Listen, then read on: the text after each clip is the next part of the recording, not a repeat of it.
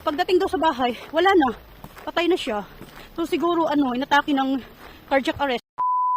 Hey everyone, susunduin ko si Nicole. Andun din si Daddy, susunduin din niya. Bali magpangabot kami doon. So, actually pwede ko nang hindi sunduin si Nicole. Pwede lang si Daddy na lang magsusundo. Kaso sabi ko sa kanya, kailangan ko mag-take ng fresh air. Kaya ito, lalabas ako. Ayan, makapal pa rin ang snow. Ang cute ng dog. Ayan. Magkikita na lang siguro kami ng asawa ko sa school. Kasi susunduin din niya si Nicole. Ganun. Actually, pwede na akong hindi lumabas. Pero sabi ko sa asawa ko na gusto kong lumabas, natatakot ako sa bahay. Kasi nga, yung kapitbahay namin guys, sa taas, namatay. Yung matanda na. Tapos, mismong namatay siya sa loob ng bahay niya. Parang 4th floor kami, nasa 5th floor siya, pareho kami ng level, kumbaga, kung sala nila, sala din namin, tapos kung kwarto nila, kwarto din namin, parang ganun ba, kusina din namin. So medyo natatakot ako kasi before, lagi ako nagre-reklamo na ang ingay-ingay ng kapak ng yung pag naglalakad sila, parang guys, yung parang kabayo ba, pag maglakad, ang bigat ng mga paa. Reklamo ako sa asawa ko pa naman, ang bigat naman ng mga paa nila nasa taas. Tapos, nalaman na lang namin kahapon na namatay si Lola. Parang ang mabigat at ang pa yung mga anak niya. Pero siya na lang pala mag-isa na siya na lang pala isa na nakatira doon sa taas. Yung nalaman namin kahapon, 5 days ago nang namatay, natakot ako bigla. Sabi ko, Lord, tapos buntis pa naman ako. Sabi ko, baka dalawin ako. Ayoko. Tapos one time pa naman, nagreklamo yan siya na daw, maingay daw si Nicole, yung i-minimize daw yung pagtalon-talon, pagtakbo-takbo kasi naririnig sa bahay. Kaya nung nalaman ko, sabi ko sa asawa ko kagabi, sana di mo na pinaalam sa akin, natakot tuloy ako. Baka biglang dumalo, kaya tuloy. Yung may asin kami sa main door, may nilagay akong asin, dinagdagan ko pa talaga. Sobrang takot, nagdagdag pa ako ng asin, naglagay ako ng asin. Tapos naglagay din ako ng bawang. Tapos naglagay ako ng bawang sa tabi ng holy water. Kasi sa main door namin, naglagay ako ng holy water. Ayun, naglagay ako ng bawang at saka lemon. Sobrang takot ko, guys. Sana naman hindi naman siguro ganun. Pero parang pa ata, yung parang nasa funeral. Tapos yung sa taas na lang, yung bahay nila, parang parintahan na lang ata. Kaya yun ang sabi ko nga kay ang asawa ko na kapag natapos na yung pag-renovate sa bedroom namin, gusto ko talaga na ipa-bless yung bahay. Kasi hindi natin alam baka malay natin. Bago pa kami dyan tumira, yung first owner, may namatay na. Kaya sabi ko sa kanya na, ipa-bless talaga natin yung bahay. Kasi tulad niyan, may incident bali, ang nangyari, tumawag lang siya sa anak niya, guys. Ang sabi ng anak, ang kwento ng anak nasa work daw siya, tumawag daw yung nanay niya, ang sabi, bilhan daw siya ng gamot. Kasi wala na daw siyang gamot doon, yung medication niya. So, yung anak naman, nagmamadaling bumili. Tapos umuwi agad sa bahay. Pagdating daw sa bahay, wala na. Patay na siya. So siguro inatake ng cardiac arrest, ganun ba? Cardiac arrest. Kasi usually pag mga matatanda, mga heart attack yan Kasi tulad sa biyanan ko, may maintenance sila, guys. Yung mother and father-in-law ko, may mga maintenance sila. Kaya nga ayaw kong laging andun si Nicole kasi si Nicole hyper. Tapos alam mo naman sila, madaling alam mo yung laging nagugulatin. Kaya yun. Nung andun nga kami sa bahay nila Mother Earth, nakita ko talaga si Mother Earth uminom ng gamot ng high blood. Kaya sabi ko kasi tumaas daw yung pressure niya. Kaya sabi ko talaga kay Serge, hindi pwedeng andun tayo kasi baka mapuruhan sila Mother Earth sa sobrang hyper ni baby.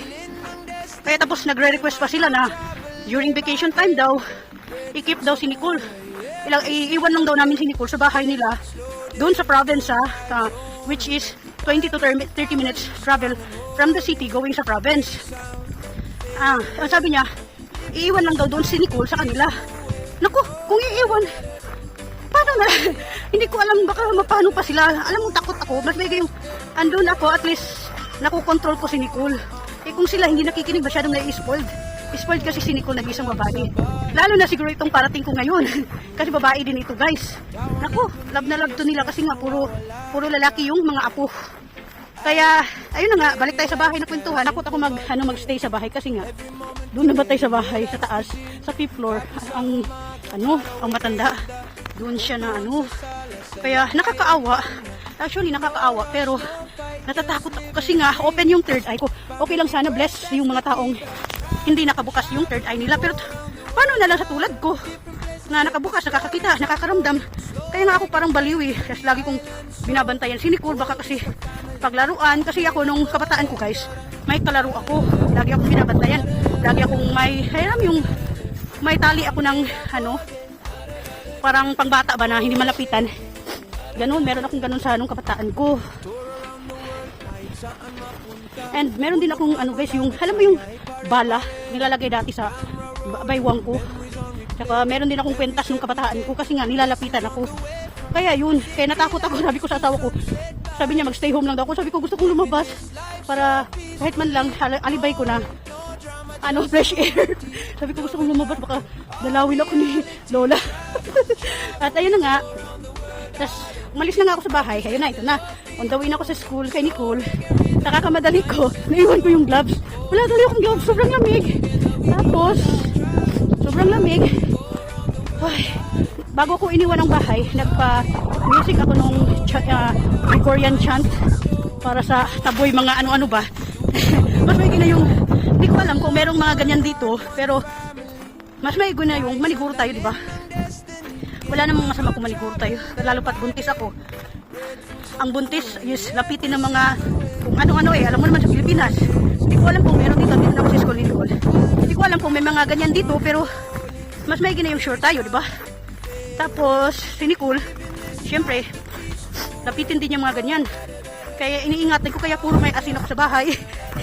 May asin, nagdagdag ako ng asin, ng lemon.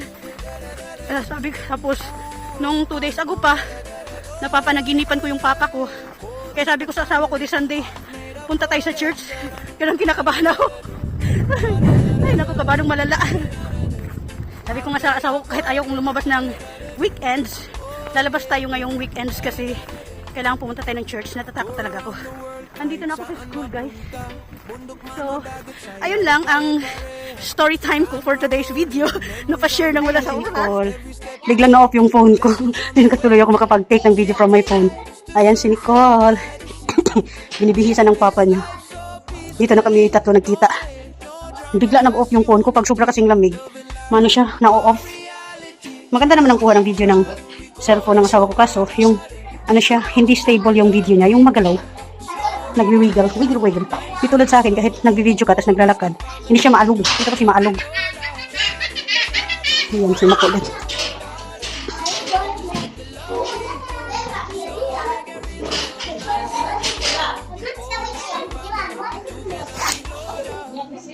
Ayun yung charge naman yung phone ko. Pero ito nga, malamig. Nung lumabas ako ng bahay, full charge siya. Pero while habang naglalakad ako kanina, nag-video kasi ako, nagkuha ko ng ano.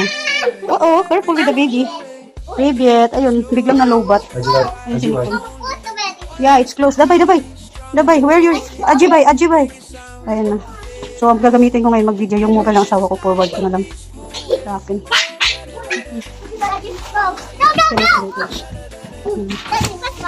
Dabay. Zakroy. No, walking. No. Let you walk. Ganyan yan siya pag andito yung papa niya. Pag papa niya kasama niya. Ayan. Daddy, oh, this one, love, oh. Like that. Cute, oh. Have backside. Love. This one, I told you. Another one. Pushing. This one. Pushing. This one won't be for play. Grabe yung kapal, oh. Natatabunan na yung playground ng kids. Pero kinukot-kot na lang nila. Kapal ng snow pa din. February na. Magmamarch na soon. Kinukot-kot na lang ng maintenance, ng cleaner. Para ano, makita lang yung playground. Kasi lumalabas din yung mga kids pag umaga eh. Fresh air. Ayan si Nicole, super tamad. Ganyan din siya pag andito yung papa niya. Ayaw maglakad. Pero pag kami lang, from school hanggang bahay, maglalakad din siya. Oh, super tamad yan maglakad pag andito yung papa niya. Hinarbor ko yung cellphone ng asawa ko eh. Yan. Magalaw yung cellphone ng asawa ko. Wala siyang ano, yung video stable ata, stable or stability.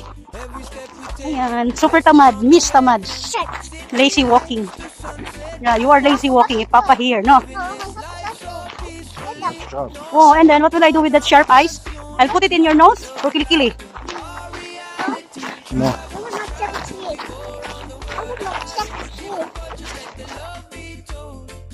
Dito na kami sa bahay, sa building namin. Kapal pa rin ng snow. Thank you for watching everyone. Please don't forget to subscribe, like, and share. So, ayan si Madam Tamad, oh. Ayaw maglakad. Super kapal pa rin ng snow. Ayan yung tapat ng daycare namin. Ayan guys. Thank you guys.